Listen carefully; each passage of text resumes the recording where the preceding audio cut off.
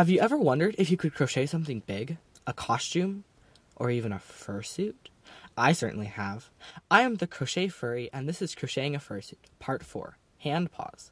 Today I'll be showing you my crocheted hand paws, some challenges I came across while making them, and even an unforeseen price revelation you won't want to miss. Hello, and welcome to my little corner of the internet. Now feel free to take this seat, have this mug of herbal tea, and stay a while if you wish.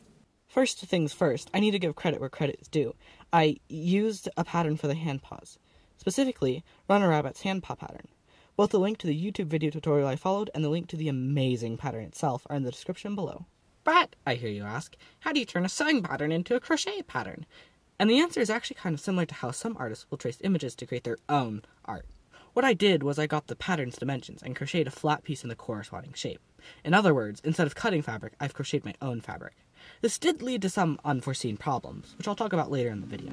Anyways, onto the part you've all come here to see, the time-lapse.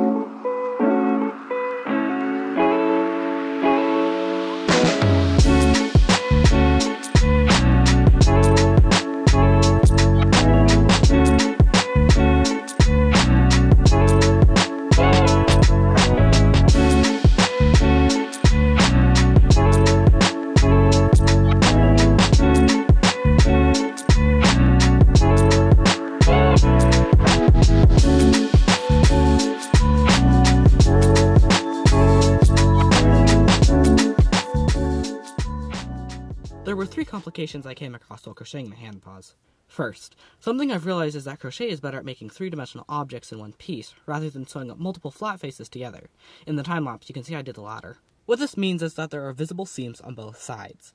I personally decided this was worth the compromise, because I didn't want to have to go through making the 2 to 3 iterations in order to figure out the dimensions myself. It was faster, and frankly, less overwhelming. The second complication I discovered was one I did not foresee. Because of the way crochet is done, crocheted fabric can be quite stretchy. Now, most crocheters don't have to worry about this because crocheted fabric usually rests in its unstretched natural state, but because of the way I've added the fur, it's forced the hand paws to stretch. Essentially, adding the fur made the hand paws grow longer. Thirdly, and you may have noticed this one, the second hand paw is made up of 2 subtly different shades of white. This is because I ran out of white yarn and had to get more, and the yarn I bought was just ever so slightly off.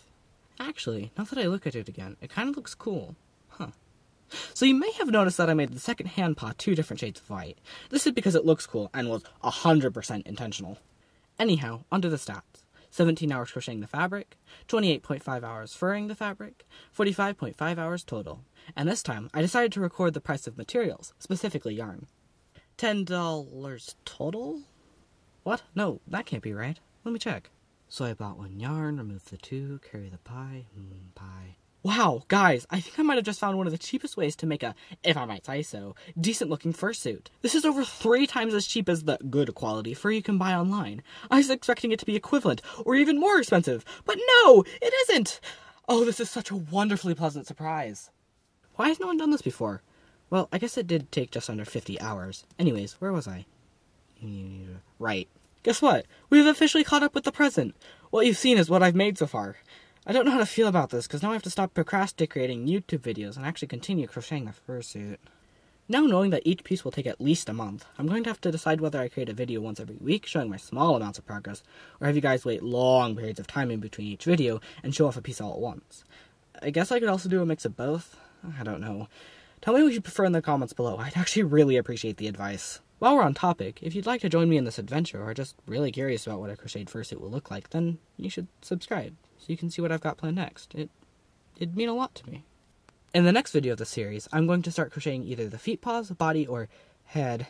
All of these have pros and cons, so stay in tune to see which one I decide to crochet next. Now thank you so much for stopping by, but for now, I'll have to usher you to the door, take back my bug, and bid you adieu. Bye!